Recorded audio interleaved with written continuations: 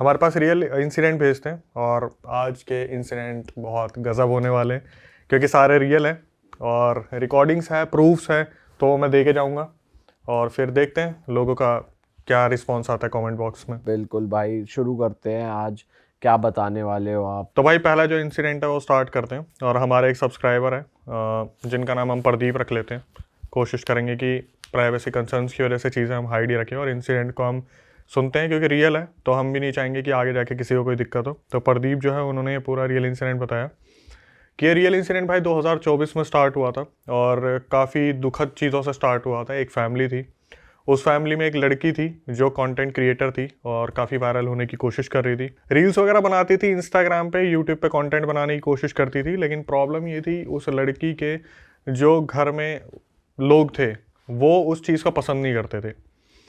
काफ़ी बार लोगों ने बोला भी कि लड़की को रोको, डांस वीडियोस बना रही है, रिएक्शन वीडियोस बना रही है, लेकिन एक्चुअल जो कंटेंट था वो सारा डांस से रिलेटेड ही था।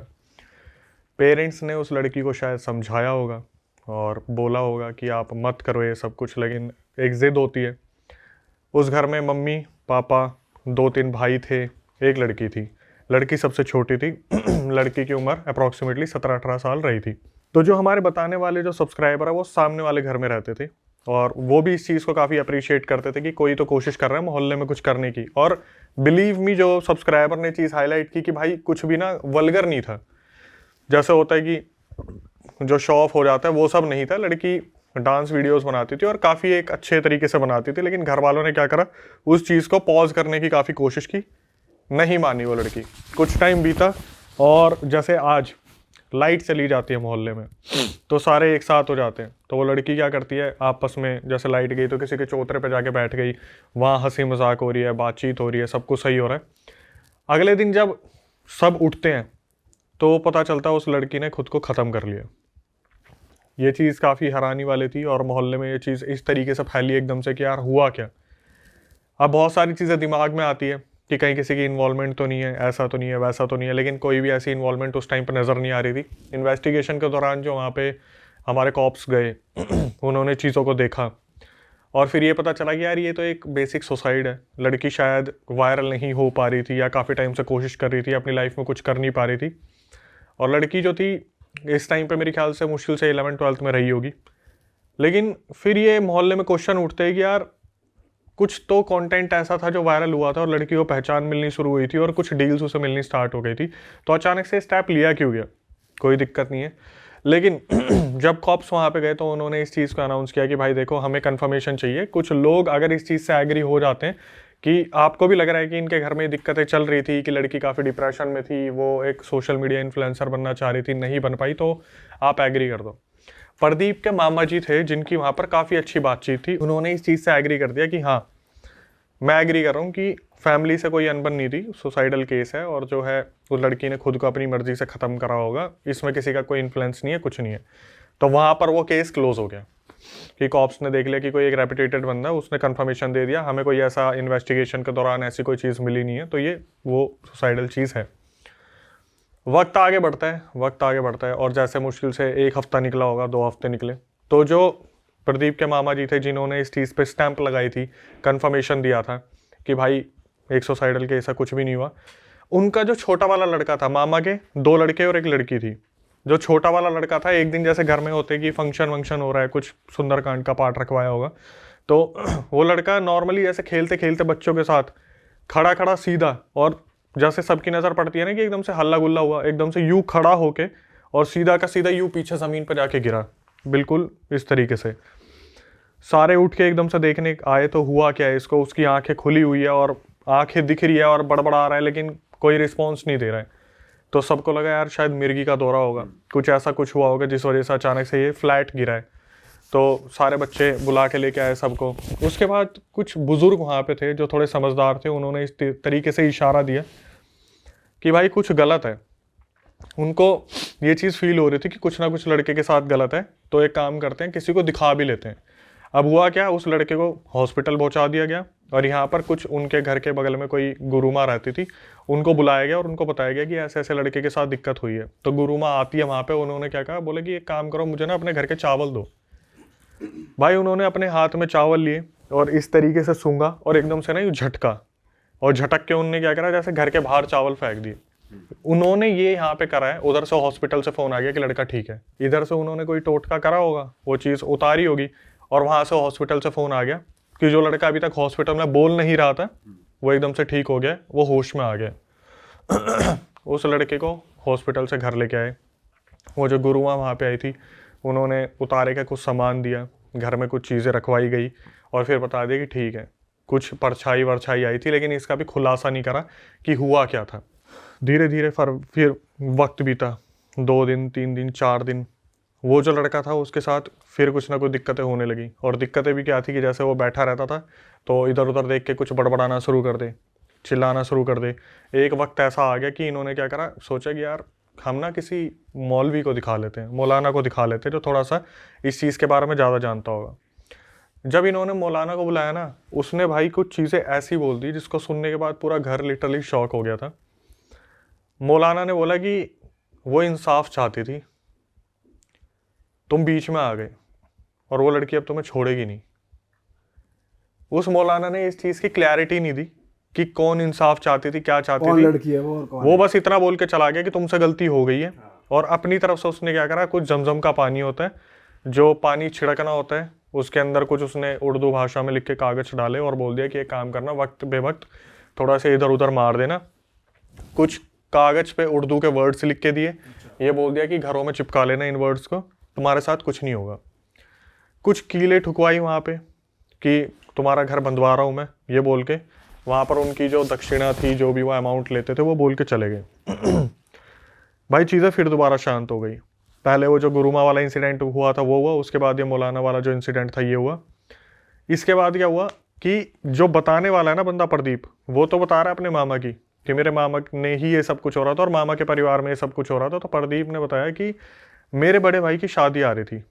जो लड़का बता रहा है कि मेरे बड़े भाई की शादी आ रही थी, और जो लड़की है और जो प्रदीप है वो सगे भाई बहन है? नहीं, अच्छा, कजन भी नहीं, आमने सामने रहते हैं ना, आमने पड़ोसी है। सामने रहते हैं। तो क्या हुआ, प्रदीप ने बताया कि भाई सब कुछ हो रहा था मामा के लड़के के साथ, और वो लड़की की इन्वॉल्वमेंट अलग थी, वो दूसरा घर था सामने वाला।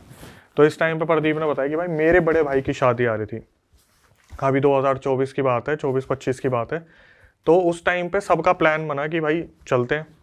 अब जहाँ जाना था वो काफ़ी बड़ी लोकेशन है इंडिया में, काफ़ी अच्छा उसका जगह है, मतलब काफ़ी सही है। वहाँ पर उनको जाना था। तो उस टाइम पे क्या हुआ, जाने से जस्ट एक रात पहले वो जो मामा का लड़का प्रोसेस हुआ था, जाने से पहले उस घर की वो जो कीलें थी वो अपने आप निकली मिली। उस घर में जो सामान रखा हुआ था वो सारा का सारा ऊबड़ खाबड़ हो रखा था, और वो लड़का दोबारा पोजेस हो गया था। और उसने पता नहीं क्या सोच के घर वालों के सामने बोला जाने से एक रात पहले कि अगर तुम मुझे उस गांव में लेके जाओगे तो किसी को वापस नहीं आने दूंगी। अच्छा, लड़के ने ये चीज बोली, अगर उस गांव में लेके जाओगे, मतलब उस गांव में हो सकता है कोई उतारा करने वाला हो, कोई सुप्रीम पावर हो, या वहां पे शादी के टाइम पे कोई आने वाला हो। उस लड़के को पता चल गया था, मामा के लड़के को, कि अगर तुम मुझे वहां लेके जाओगे तो मैं वापिस नहीं आने दूंगी। लड़का बोल रहे हैं उसमें एग्जैक्टली लड़की की आवाज में कि अगर वहां लेके जाओगे तो वापस नहीं आने दूंगी। इन्होंने क्या करा, उस टाइम पे जो हनुमान चालीसा होती है वो पढ़नी शुरू करी। फिर दोबारा एक बाबा को बुलाया गया। इस टाइम पे ना मौलाना थे ना वो गुरुमा थी, बाबा को बुलाया गया। वो जो बाबा आए थे उन्होंने साफ बता दिया कि भाई ये किसी लड़की की आत्मा है और ये बहुत ज़्यादा गुस्से में है, तुम्हारे लड़के को ये ले जाने की कोशिश कर रही है। उस टाइम पे क्या हुआ, जो एक पोजेशन था वो 5-10 मिनट चला और वो लड़का जो था बेहोश हो गया। बेहोश होने के बाद वो जो बाबा आए थे उन्होंने साफ बता दिया कि देखो मैं इलाज कर दूंगा, लेकिन मैं इस चीज़ की श्योरिटी नहीं देता कि परमानेंट इलाज है, इसके लिए तुम्हें हवन वगैरह करवाना पड़ेगा। अब इनके पास इतना टाइम था नहीं, इन्हें शादी में जाना था। इन्होंने क्या करा, उस बाबा से जो इलाज करवाया बड़े वाले लड़के का, छोटे वाले लड़के का और बड़े वाले लड़का का, किसी एक का इन्होंने इलाज करवा लिया था, जिस पे उस टाइम पोजेशन आया था, शायद छोटे वाले पे आया था। तो छोटे वाले लड़के का इन्होंने इलाज करवा लिया। भाई इन्होंने इलाज करवाया छोटे लड़के का। जिस दिन ये लोग निकल रहे थे शादी के लिए, बड़े वाले लड़के में पोजेशन आ गया। रास्ते में ही उसके अंदर पोजेशन आ गया। पूरे रास्ते, पूरे गाड़ी में हल्ला मच रहा है। 2 गाड़ियां यहाँ से गई थी, बड़ी बड़ी 7 सीटर, और रास्ते में ये चीज़ हाईलाइट हो गई कि भाई उस लड़के के साथ दिक्कत हो रही है। तो फिर दोबारा वो जो बाबा इनके घर पे आए थे छोटे वाले भाई का इलाज करने, उनको कॉल पे लिया गया। उन्होंने वहाँ से मंत्र पढ़े। तो मंत्र पढ़ने के बाद क्या हुआ, बड़ा वाला जो लड़का था वो शांत हो गया। मामा जी ने पूछा कि क्यों हो रहा है ऐसा, मतलब मेरे घर के साथ ऐसा क्यों हो रहा है, मैंने तो किसी का कुछ बिगाड़ा भी नहीं है। बाबा ने बताया कि बेटा हाथ तो तेरा ही है इसमें, बेशक तूने जानबूझ के करा हो या गलती से करा हो, लेकिन मैंने तेरे को बोला भी था कि हवन करवाना पड़ेगा, तुम्हें शादी ज़रूरी थी, तुम शादी अटेंड करने निकल गए, अब तुम्हें पछताना तो पड़ेगा।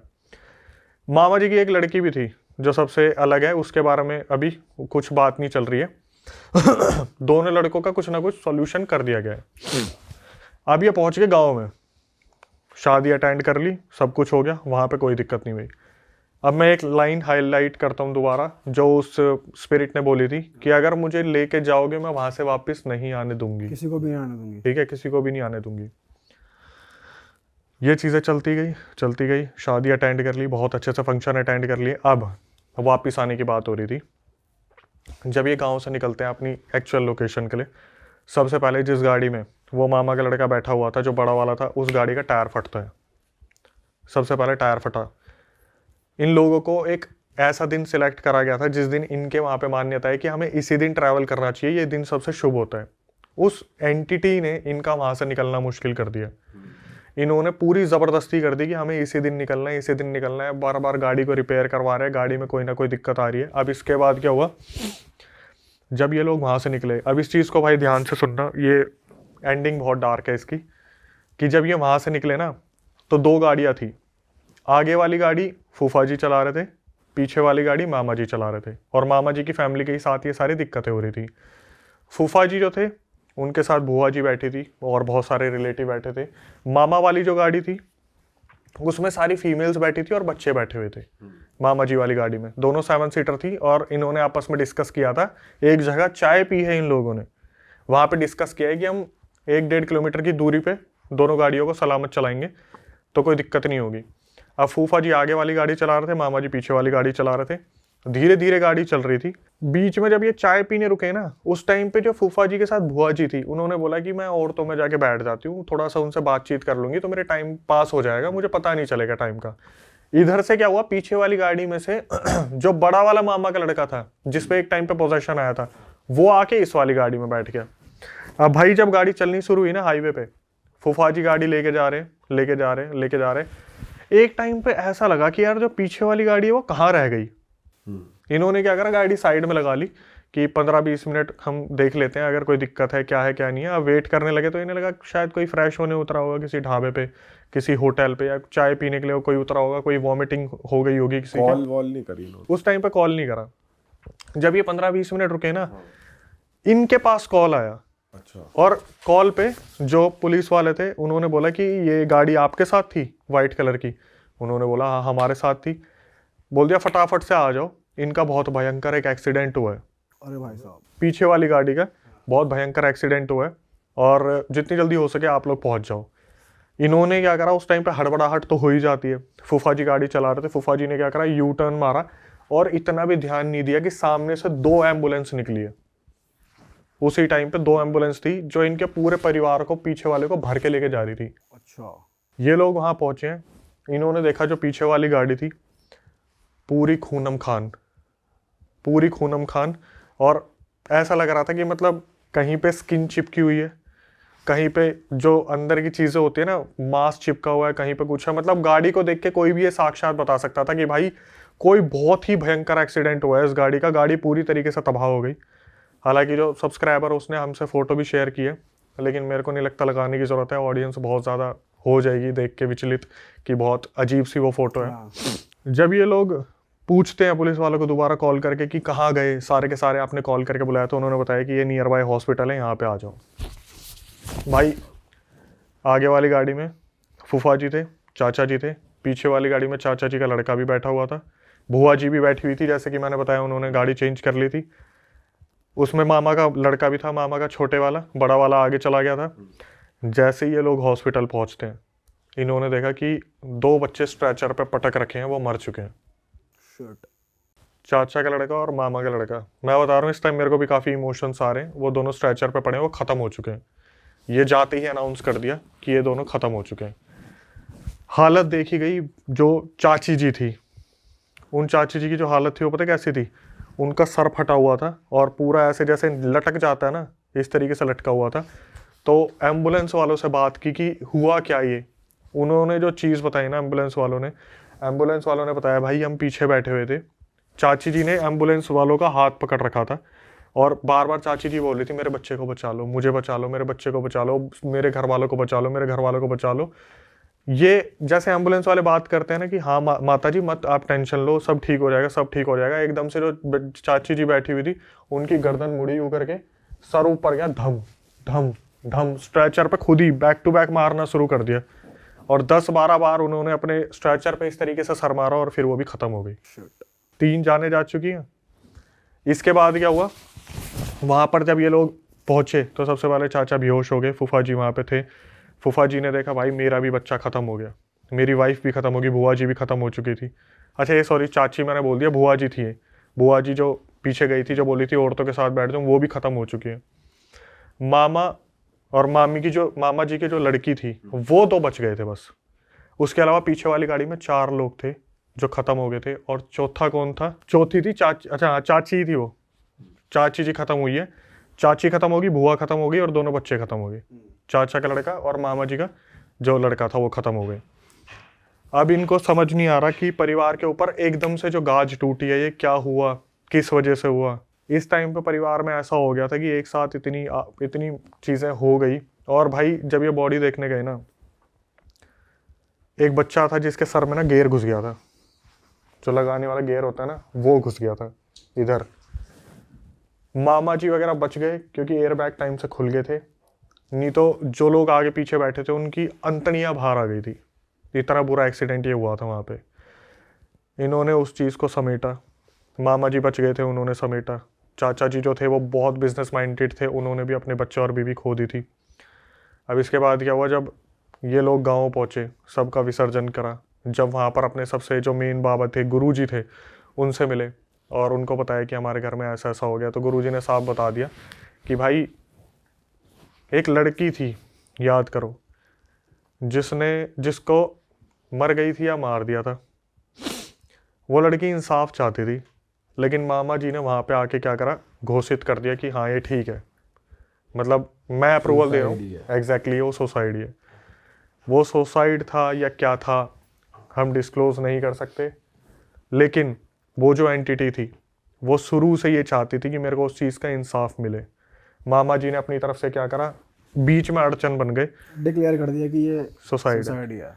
जिस वजह से वो जो एंटिटी थी वो इनके घर में प्रवेश करी। सबसे छोटे वाले लड़के पे आई, फिर बड़े वाले लड़के पे आई, और उस एंटिटी ने बोला भी था अगर मुझे गांव लेके जाओगे तो मैं वापस नहीं आने दूंगी। अब इन्होंने पूछा कि गाड़ी के अंदर ऐसा हुआ क्या, तो वो बाबा जी ने अपनी आँख बंद करी होगी, उन्होंने देखा होगा, उन्होंने बताई जो चीज़ भाई, बताया कि गाड़ी अपने नॉर्मल स्पीड पे चलने लग रही थी। मामा जी का जो लड़का था वो अचानक से अपने ही पापा को बोलने लगा गाड़ी रोक, गाड़ी रोक, गाड़ी रोक। उसके पापा ने पीछे मुड़ के पूछा हुआ क्या हुआ, उसने क्या करा, अपने जैसे गाड़ी नहीं रोकी, अपने बाप का सीधा यू करके नाक पे मुक्का मारा। उसके पापा ब्लैकआउट हो गए। उसके पापा ने सीधा गाड़ी देकर मारी पेड़ पे। अच्छा। पेड़ पे गाड़ी लगते ही वहाँ पर जिस तरीके से सब फटे हैं एकदम से धम करके, वहाँ पर वो पूरा इंसिडेंट हो गया। और वो लड़की लेने तो सिर्फ एक को आई थी, लेकिन अपने साथ 4 जनों को लेके चली गई। उसके बाद इन्होंने अपने घर का उतारा करवाया, लेकिन तब तक वो एंटिटी अपना बदला ले चुकी थी। तो आगे के लिए तो ऐसा हो गया कि ठीक है घर को बंधवा लिया इन्होंने। लेकिन जो चाचा जी थे जिसके बारे में हमें प्रदीप बता रहा था भाई, चाचा जी इतने बिजनेस माइंडेड थे ना कि जिस बिजनेस में वो हाथ रख देते थे वहाँ पर वो गोल्ड बना देते थे। उस चीज़ को बोलते हैं ना, पत्थर को हाथ लगाया तो सोना बन गया। बोले एक टाइम ऐसा आ गया कि जो चाचा जी थे वो देख के पता क्या बोलते थे, अरे देख देख चाची आई है, देखो तुम्हारी चाची आ गई मिलने के लिए मुझसे, देखो मेरा बच्चा जा रहा है, देखो दोनों आ गए। उनकी कम से कम नहीं तो 1-2 साल तो बैक टू बैक पूजा पाठ और हवन चले, तब जाके चाचा जी अभी भी बचकाने हो गए, मतलब कि एक बच्चा दिमाग हो गया, सही नहीं हुए अभी तक। ट्रॉमा घुस गया उनका। हाँ वो डिप्रेस हो गया बुरी तरीके से। खतरनाक कहानी भाई। अच्छा भाई, प्रदीप जो है जो सब्सक्राइबर था, उसके मामा का ये डिक्लेयर करना कि इस घर में ये जो हुआ ये सुसाइड हुई है, तो वो उनकी इतनी ज़्यादा वो थी कि वो जो कह रहे हैं उस चीज़ की एक्सेप्टेंस हो रही है घर में और वो चीज़ मानी जा रही है। काफ़ी नाम चलता था उनका। अच्छा। काफ़ी बातचीत थी उनकी। और वहाँ जो हुआ उसमें सबसे एक बढ़िया चीज़ पता है क्या थी, जो उस परिवार को बचा गई। जिस परिवार में पूरा कांड हुआ था ना, उन्होंने वो घर खाली कर दिया था उसी टाइम पे। वो वहाँ से चले गए थे, खाली करके चले गए वो, क्योंकि उन्हें पता है आगे जाके कोई ना कोई फड्डा हो सकता है। हाँ। वो वहाँ से चले गए तो वो स्पिरिट जो थी सीधी की सीधी अपना बदला लेने पहुंची है यहाँ पे। और भाई गुरु माँ, मौलाना, बाबा, चौथे ये थे गुरुजी जो एक्चुअली में बचा ही नहीं पाए किसी को भी। और ये भी बता नहीं पाए कि क्यों उस लड़की की मौत हुई, सुसाइड थी या क्या थी, इन्होंने पूछा नहीं उनसे? भाई मेरे ख्याल से पूरे इंसिडेंट में लोगों को समझ में तो आ ही गया होगा। बाकी हम इस चीज़ को डिक्लेयर करें वो एक अलग चीज़ है, लेकिन समझ में आ गया होगा कि जब घर वालों को नहीं पसंद था तो फिर क्या ही हुआ होगा। लेकिन जैसे मैंने कहा था कि ये इंसिडेंट काफ़ी डार्क रहेगा, एंडिंग इसकी बहुत ज़्यादा एक ऐसी है कि मेरे को 3 बार सुननी पड़ी। उसके बाद भी थोड़ा सा बुआ और चाची में मैं कंफ्यूज हो गया था, क्योंकि एक्चुअल में इतना ज़्यादा इसमें वो है ना टॉर्चर वाला सीन कि कोई इंसान ये देखे कि मेरे अभी गाड़ी पीछे आ रही है और अचानक से पता चले ये एम्बुलेंस तो वही थी जो हमारे घर वालों को लेके जा रही थी। और हॉस्पिटल जाके पता चले कि भाई ये, और फिर बाबा जी के पास पता चले तो कि मामा जी के मुक्का मारा और गाड़ी सीधा पेड़ पे लगी। घर वाले सुन रहे हैं तो सिर्फ ये चीज़ की एक इतने से स्टेटमेंट की वजह से इतना बड़ा कांड हो गया। थोड़ी लेकिन लापरवाही भी रही इनकी, अगर इनको ये इतना बिलीव ही कर रहे हैं कि ये किसी को दिखा रहे हैं बाबा को या मौलवी को, और वो ये कह रहे हैं कि मत जाना वरना पूरा वो जैसे वो आत्मा आती है वो कहती है कि तुम उधर मत जाना वरना पूरा परिवार को ले जाएंगे, वो भी उन्होंने नहीं सोचा इस बारे में और चले गए सब। वो भी लापरवाही रही। मैं तो सच बताऊँ, मैं तो उस तरफ नहीं देख के ना, मैं तो लॉस को देख रहा हूँ। मैं अगर ये सब देखूँ कि पास्ट में क्या हुआ, मेरे हिसाब से तो फिर मेरे को ये देखना चाहिए कि मामा जी ने इन्वॉल्वमेंट क्यों रखी। वही, हाँ वही मैं कह रहा था कि उनकी वहां तक तो जाऊं ही ना, तो मैं ये देखूं कि लॉस कितना बड़ा हो गया सिर्फ इस चीज के चक्कर में कि एक स्टेटमेंट दे दी। और वो पता नहीं कितनी बार एंटिटी आके बोल भी चुकी थी मैं लेके जाऊंगी। अब एक के साथ वो 3 को और ले गई, मतलब 4 सीधा मृत घोषित हुए हैं। वो एक बहुत बड़ी चीज है। और मामा जी जिंदा छोड़ दिए कि बेटा अब तू देख तेरा परिवार कैसे तड़पेगा। ये भी एक सोचने वाली चीज है कि मामा और लड़की को छोड़ दिया, एक बेटा तो आगे वाली गाड़ी में बैठा था। मामा जी जो है वो जिंदा छूट गए कि भाई अब तू देख कि एक्चुअल में होता क्या है जब अपना कोई गुजरता है। तो हमारे एक सब्सक्राइबर है जिन्होंने पूरा रियल इंसिडेंट हमसे शेयर किया। कुछ एक अलग चीज़ आज मैं बताने वाला हूँ। जैसे अभी हम बात कर रहे थे ना पेड़ शमशान के बारे में या उससे पहले इन्फ्लुएंसर के बारे में, अब एक चीज़ मैं बताता हूँ।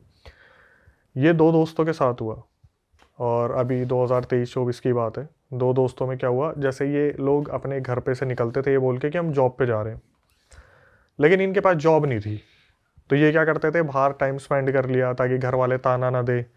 इस तरीके से इनकी लाइफ चल रही थी। इन्हें शौक था ड्रिंक करने का, बाहर निकलते थे ड्रिंक करते थे। पैसे मिले तो ठीक है, नहीं मिले तो इंटरेस्ट पे उठा लिए। हाँ, ये थोड़ा सा अलग है कि भाई दारू के लिए कौन इंटरेस्ट पे पैसा लेता है, ब्याज पे पैसे ले लिए कि आज हमें 5,000 दे दो, 1,000 दे दो, 2,000 दे दो, हम इतने % दे देंगे, ये कर देंगे वो कर देंगे। तो क्या हुआ, इसी तरीके से एक दिन इन्होंने प्लान बनाया कि भाई हम ड्रिंक करेंगे और ड्रिंक करने के बाद घूमेंगे फिरेंगे, ऐसे करेंगे। इन्होंने क्या करा, पहले अपने पैसों से पी, फिर इंटरेस्ट के पैसे लिए। 4-5 जने हो गए, एक ने पैसे लिए तो दोस्त आ ही जाते हैं, दोस्तों ने पी।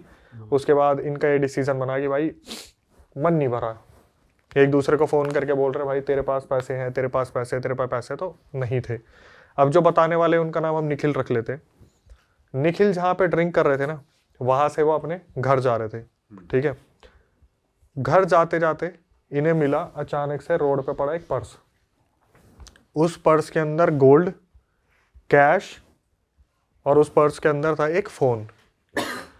सबसे पहले इन्होंने क्या करा, उस फ़ोन की तरफ ध्यान दिया कि इस पर लॉक तो नहीं लगा हुआ या फिर कुछ ऐसा तो नहीं है। जब उसने इस तरीके से एकदम से फ़ोन का स्वाइप करा ना, उसमें लॉक नहीं लगा हुआ था और उसमें सिंगल एक फ़ोटो थी, वो थी एक बुजुर्ग महिला की फ़ोटो। उसने क्या करा, कॉन्टैक्ट वगैरह देखे तो उसे कोई कॉन्टैक्ट मिले ही नहीं, सिम उसके अंदर था ही नहीं। किसी ने मतलब एक पर्स ऐसे ही फेंक दिया जिसके अंदर गोल्ड और कैश कितना था, 20,000 रुपये और एक फ़ोन। भाई ये हो गया खुश कि फाइनली मौज हो गई, किसी से इंटरेस्ट पे पैसा नहीं लेना, कुछ नहीं, अपने पार्टी करेंगे।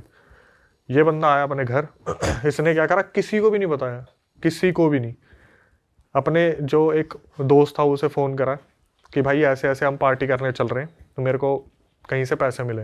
तब भी उसे ये नहीं बताया कि पैसे कहाँ से मिले।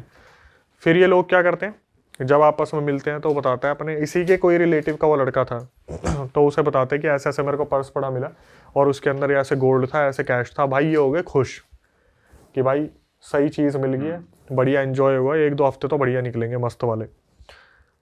इन लोगों ने ड्रिंक की, वो एक होता है ना कि एक टाइम निकल जाता है ठेके खोलने का, तो बाहर से लेते हैं, पता नहीं साशी बोलते हैं शायद उन्हें, जिनसे लेते हैं ड्रिंक वगैरह, जो टाइम के बाद देते हैं, साशी Black में जो शाशी, देते हैं, हाँ वही जो से, है, हाँ। वहाँ से इन्होंने ड्रिंक खरीदी, शटर खटका के। हाँ वही वही, वहाँ से इन्होंने ड्रिंक ली, खूब एंजॉय करा। उसके बाद ये आ गए सीधा घर पे। अब घर पे आके जो निखिल है उसने बताया कि भाई मेरे घर वाले सो चुके थे, मेरा ऊपर वाला कमरा था, नीचे मेरे घर वाले सोते थे, मैं वहाँ पे लेटा।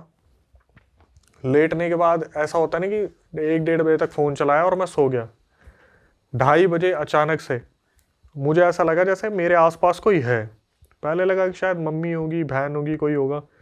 एकदम से खिड़की पे नज़र पड़ी, जिस खिड़की के उस साइड कहीं पे उठने बैठने का साधन ही नहीं है, वहाँ पर इसने देखा उस बुजुर्ग औरत को, वही बुजुर्ग औरत जिसकी फ़ोटो देखी थी, उस बुजुर्ग औरत को देखा, और वो बुढ़ी औरत वहाँ पे इस तरीके से घूरने लग रही है। अच्छा। इसको लगा मैं शायद नशे तो नहीं कर लिए मैंने ज़्यादा, इस चक्कर में मेरे को कुछ हो रहा हो। ये उठा, इसने वॉशरूम यूज़ करा। जैसे ही वॉशरूम यूज़ करके ये बंदा आगे बढ़ता है, फिर एकदम से इसने देखा कि भाई वो एंटिटी साक्षात वहाँ पर है। तो बुजुर्ग औरत जो थी उसकी एंटिटी वहाँ पे खड़ी हुई है और इसे घूर के देखने लग रही है। इसने क्या करा, सीधा फ़ोन मिलाया, उठा के घबराते घबराते अपने उस जो रिलेटिव का लड़का था उसको, कज़न को, कि भाई मेरे साथ बहुत बड़ी दिक्कत हो रही है, फटाफट से मेरे घर आ जा। उसने पूछा क्या हुआ है, इतनी रात को फ़ोन कर रहा है, 2:30-3 बज रहे, नशे नहीं टूटेगा तेरे? बोले भाई नशे तो मेरे सारे उतर गए, तू जल्दी से घर आ जा, मुझे ऐसा लग रहा है कि मैंने किसी को देखा है। उसने बोला कि तू अपनी फैमिली को बता दे। बोला फैमिली को नहीं बता सकता, अगर मैंने फैमिली को बता दिया तो उनको सब कुछ बताना पड़ेगा, मुझे पर्स मिला, मुझे मोबाइल मिला, और फिर ये क्या बताऊंगा कि मैंने वो पुलिस को क्यों नहीं दिया, मेरा लालच दिख जाएगा, फिर हमारी नौकरी की बात खुल जाएगी, डर के मारे। इसने बोला बस तू आ जा। वहाँ से वो बंदा बाइक स्टार्ट करते इसके घर पे आते हैं। इसके घर पे आया। अब जो निखिल ने चीज़ बताई, बोला भाई मेरा कज़न मेरे सामने खड़ा है और मैं काँप रहा हूँ। क्यों? क्योंकि मेरे कज़न के पीछे वो बुजुर्ग औरत खड़ी है जो मुझे घूर के देखने लग रही है क्रीपी स्माइल के साथ, और मैं अपने कज़न को बोलने लग रहा हूँ भाई तेरे पीछे खड़ी है, तेरे पीछे खड़ी है। और वो पता है पीछे देख के कह रहा है पागल है क्या, नशे नहीं उतरे क्या, कौन है पीछे? कोई भी नहीं है, क्यों पागल बना रहा है? इस बंदे ने बोला भाई प्लीज़ इस चीज़ को समझ कि तेरे पीछे कोई है, वरना मुझे यहाँ से ले चल। इस बंदे ने क्या करा, जो कज़न आया था बाइक पे बैठाया इसे और बाहर ले गया। अब इनके ना नोन में एक कोई मौलाना थे, ये उन्हें ताऊ जी बोला करते थे। ताऊ जी। भाई ये पहुंचे उनके पास, ताऊ जी के पास। ताऊ जी के पास जब पहुंचे तो वो बोले बे तुम अपने साथ क्या लेके आए हो, ये तो कोई अलग ही चीज़ से दिख रही है जो तुम लाए हो, तुम्हें हुआ क्या है? तो इन्होंने बताया कि ऐसे ऐसे जो है पर्स मिला था, फ़ोन मिला था और ये चीज़ें मिली थी। तो ताऊ जी जो थे ना, इनका एक एक्सपीरियंस मैंने पहले भी बता रखा है, बट ये ताऊ जी उस टाइम पे हाथ खड़े कर गए कि भाई मैं इस चीज़ को नहीं हटा पाऊंगा, ये चीज़ कुछ ज़्यादा ही बड़ी मुझे दिख रही है। काम करो, एक कब्रिस्तान के बारे में बताया कि उस कब्रिस्तान के वहाँ पे जाओ, एक और मौलाना तुम्हें बैठे मिलेंगे, उनसे मेरी फ़ोन पे बात करा देना। भाई ये बाइक पे निकले और ये जो आगे कज़न है ये बाइक चला रहा है और पीछे निखिल बैठ के, पता क्या बोला, अब तेज चला, वो आ गई भाई, वो पीछे ही है, पकड़ लिया, बचा ले, पकड़ लिया। बाइक भगा रहे। वहाँ पर इन्होंने बाइक लगाई मौलाना के पास। मौलाना ने भाई अपनी कोई घेराबंदी कर रखी होगी, इन्होंने जाके ऐसे ऐसे बोला कि एक बार फ़ोन पे बात कर लो। फ़ोन पे बात करवाई। अब यहाँ पे कुछ ऐसा नहीं हुआ कि इन्होंने अपने आप से ही बता दिया। हाँ। इन मौलाना ने उन मौलाना से बात करी जो ताऊ थे, उनसे पूछा कि क्या दिक्कत है, तो उन्होंने बताया कि ऐसे ऐसे कुछ सामान मिला था। बोले सामान मिला था, ज़रा सामान दिखाना क्या है। भाई जैसे ही वो मोबाइल, वो गोल्ड, वो पर्स, कैश सामने आया, वो मौलाना पता क्या बोले, ये तुम तक पहुँच गया। सीधा ही कि ये तुम तक पहुँच गया। तो इस टाइम पे निखिल बोला मतलब मैं समझा नहीं। अब उन्होंने जो बताना शुरू करा भाई ये इतिहास, बोले भाई ये जो चीज़ है ना, एक परिवार है, उस परिवार में हुआ क्या, एक बुजुर्ग औरत थी जो अपने गोल्ड से बहुत प्यार करती थी, गोल्ड से और कैश से। जब वो बुजुर्ग औरत गुजरी ना, तो उस घर के बच्चों ने पता क्या करा, वो ना सामान अपनी बीवियों में बांट दिया कि इतना तेरे हिस्से में आया, इतने तेरे हिस्से में आया। तो सबसे पहले तो वो बुजुर्ग औरत ने अपनी बहुएं ही परेशान करनी शुरू कर दी कि कभी किसी का पैर खींची रही है रात को कि मेरा सोना दे, मेरा गोल्ड, मेरा कैश कहाँ पे रखा हुआ है। तो घर वाले आए थे इसी मौलाना के पास कि ऐसे ऐसे हमारे साथ हो रहा है। तो मौलाना ने पता क्या बोला था कि एक काम करना है, इसे ना कहीं नहर में प्रवाहित कर देना। अब ये उस टाइम पे नहर के बगल से जा रहा था, इसे ये पर्स वहाँ पड़ा मिल गया, इसने उठा लिया। अब बोले क्या करना है, मौलाना पता क्या बोला, पीछे खड़ी है तुम्हारे, दिख रही है उसको, मौलाना को दिख रही है। और निखिल पीछे देख नहीं रहा डर के मारे, क्योंकि हड्डियां पहले ही सूखी पड़ी है सारी की सारी, बाइक पे भी देखता है पूरे रास्ते, ये पड़ गया पैरों में कि इसका इलाज कर दो, इसका इलाज कर दो, इसका इलाज कर दो। मौलाना बोले भाई इसका एक ही इलाज है, खर्चा तो तुम ही उठाओगे, कर मैं दूंगा, और इन पैसों को छेड़ना मत। अब एक और सस्पेंस खुला, वो जो बुजुर्ग औरत थी ना, वो बगल वाले कब्रिस्तान में दफनाई गई थी, वहीं थी वो। बोले एक काम करो, 4 मजदूरों को पकड़ के लेके आओ, तुम ही लेके आओगे, तब तक मैं इस एंटिटी को बांध के रखूंगा। तो वो बुजुर्ग औरत की एंटिटी को मैं बांध के रखा, ये लोग 4 मजदूरों को आए, उन 4 मजदूरों को एक्स्ट्रा पैसे दिए इन्होंने अपनी जेब से। उस कब्र को खोदा गया, उस कब्र के अंदर वो सारा सामान डाला गया, जो भी गोल्ड था, कैश था, पर्स था, सब कुछ दफनाया गया। फिर वहाँ पे क्रिया करी, क्रिया करने के बाद फिर इनको बताया गया कि अब कहीं पर कुछ पड़ा सामान मिले ना तो उठा मत लेना। उसके बाद जाके निखिल और उसका दोस्त घर पे आए थे कंफर्टेबल होके, तब इनके साथ सारी चीज़ें नॉर्मल हुई। यार ये भी सही लर्निंग है भाई। ये भी ऐड कर दिया करो भाई स्टोरीज में, या लास्ट में कि भाई मैं यही बताता हूँ भाई, कोई चीजें पड़ी हुई मिले तो वही मत उठाओ, पैसा हो मैं यही बताता हूँ कि आखिरी में moral of the story conclusion यही है भाई कि कोई सामान अगर कहीं पड़ा मिले तो लालच में आके उठा मत लेना, उसका भी कोई इतिहास हो सकता है। सही बात है भाई। ये तो बताओ यार, बुढ़िया बेचारी चली गई दुनिया से, सोना और पैसे बुढ़िया के का- पीछे वैसे बुढ़िया के- अटैच है अपने बहू के पैर खींच रही है, हे मेरा सोना दे। सोना दे पैसा दे। वैसे बुढ़िया के परिवार को ही उसे सोल्यूशन बताना चाहिए था कि इसमें ही इनकी कवर में ही दबा दो, जैसे उन्हें पता था कि भाई ये ऑब्सेस्ड है। भाई मुझे ऐसा लगता है ना कि एक इंसान ऐसा कुछ होने पे ना इतना डर जाता है, इतना डर जाता है। जैसे हमारे पास जब रियल इंसिडेंट आते हैं, हम बताते हैं ना कि वो जो इंसान था मौलाना के पास गया था, कमेंट्स में पता क्या आता है, भाई तुम्हारे रियल इंसिडेंट में मौलाना बहुत ज्यादा नहीं आ रहा है। एक टाइम को ना जरा समझने की कोशिश करना, जब एक इंसान बीमार होता है ना तो वो डॉक्टर ढूंढता है, वो मजहब नहीं ढूंढता कि उसे हिंदू डॉक्टर के पास जाना है, किसके पास जाना है, वो डॉक्टर ढूंढ रहा होता है। ऐसे टाइम पे जो इंसान ये बोल देगा ना कि मैं तुम्हारा उतारा कर दूंगा, भाई इंसान ऐसा हो जाता है कि प्लीज कर दो। तो अगर किसी मौलाना ने बोल दिया भाई ये पर्स वगैरह की वजह से हो रहा, साला उठा के फेंक दिया, वो उन्होंने फेंक दिया। अब जब मौलाना ने देखा तो पूछा भी ये तुम तक पहुंच गया, मतलब उन्होंने वो फेंकवाया होगा नहर में, जल्दीबाजी में वो नहर में या तो फिका, नहीं फिका, वो उसे पड़ा मिल गया, इस चक्कर में उसने उठा लिया। चलो भाई इस पॉडकास्ट को यहीं पे ख़त्म करते हैं। मज़ा आ गया भाई, तुम्हारी स्टोरी जितनी भी होती हैं यार बहुत ही ज़बरदस्त होती हैं, एकदम रियल केसेस होते हैं ये। आई एम श्योर हमारी ऑडियंस को भी बहुत मज़ा आया होगा।